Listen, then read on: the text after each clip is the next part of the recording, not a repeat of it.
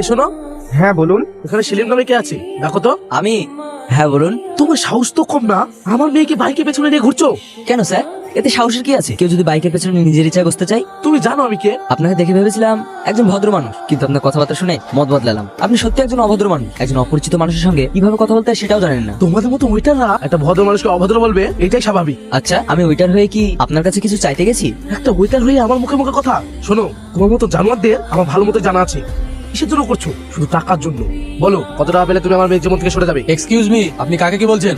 আপনি ওনার সম্বন্ধে জানেন? হ্যাঁ জানি, ও এই স্টুডেন্টের কর্মচারী মাত্র। আগে না, উনি এই রেস্টুরেন্টের ওনার। তাছাড়া এই শহরে ওনার আরো বড় বড় 4টে রেস্টুরেন্ট আছে, জানতো? বাড়িতে গিয়ে নাকে তেল দিয়ে ঘুমান। উনি চাইলে আপনার যা কিছু আছে সব এখানে বসে কিনে নিতে পারে। হোয়াট? ইয়েস। কি মশাই, শুনে স্ট্যাচু হয়ে গেলেন? দেখলে অজ্ঞান হয়ে যাবেন। যান, বাড়ি গিয়ে আপনার মেয়েকে পুতুল করে রেখে দিন। সোহেল। Sorry sir. হ্যাঁ আব্বু বলো। আব্বু কি হয়েছে? সেলিম আলিম মাস্তান তোর বোন হাত দিয়ে তুলে নিয়ে গেছে। হোয়াট? কখন? এক্ষুনি